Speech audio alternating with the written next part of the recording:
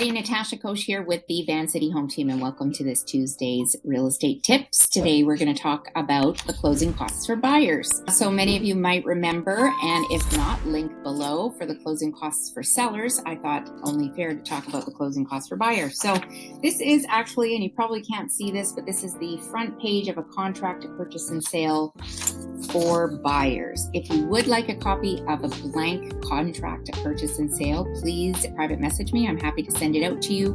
It's always good, and actually we always send it to our buyers in advance so that they can kind of be prepared to see what a contract will look like, because it's pretty overwhelming and a lot of it is pretty standard, but it's still pretty overwhelming. Anyway, I'm just going to go through the list that is actually indicated on here.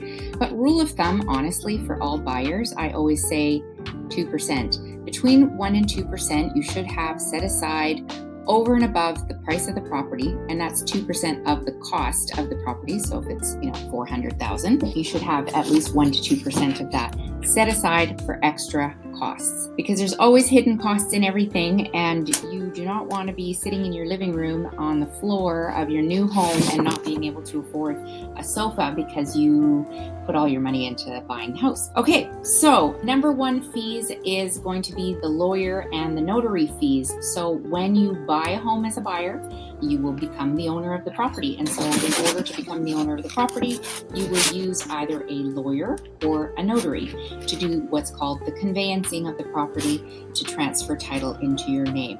Now, a lawyer and a notary can both do the same thing. However, a lawyer will cost a little bit more because they have the ability to act on your behalf legally, whereas a notary can only do the registration of title and adjustments for it. So it really is up to you whether or not you want to use a lawyer or a notary. There is $300 to $400 cost difference between the two, and the price range for a notary and lawyer is anywhere from $1,000 to $1,500. So if you're buying and selling, you will have to pay that twice, but you'll see that that cost is included in my seller's video as well.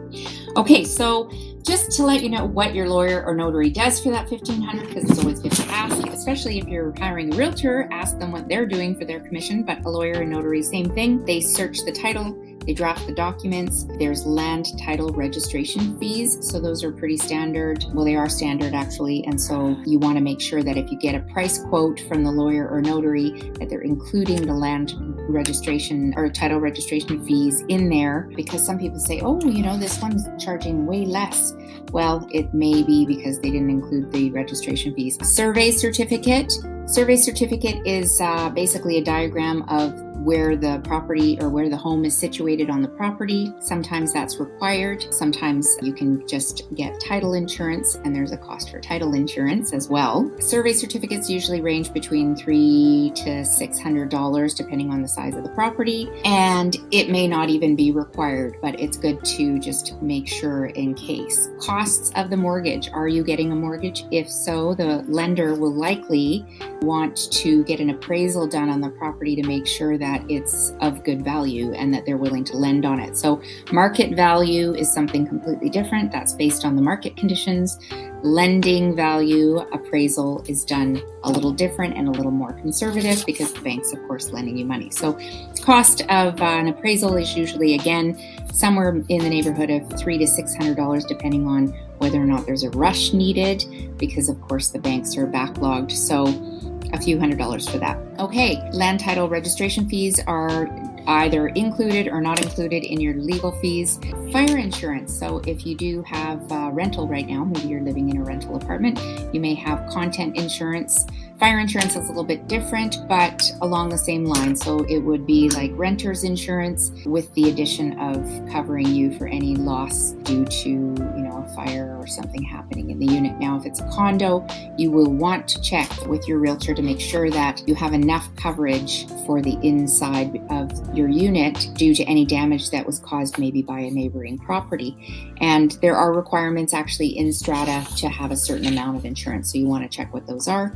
On a house, it will be different. And honestly, I can't give you a guideline of price for insurance because it really varies on the type of property. But you can pay as little as $50 a month for a small unit up to, $200 a month, depending on the size of the property. Okay, so sales tax. Sales tax is an interesting one because there is only GST on new properties and on land purchases. So you do have to pay GST on new properties and on land purchases, but there is a rebate that you can apply for to get some of that back after you've purchased it, or at the time of the adjustment, they will do that for you. So GST only on those two properties. Resale properties does not have GST applicable. Foreign purchase tax, we all know out there, if you are not a Canadian citizen or if you don't have your permanent resident card, there is a foreign purchase tax. But generally, if you're already a resident here or a citizen, you wouldn't have to worry about that tax.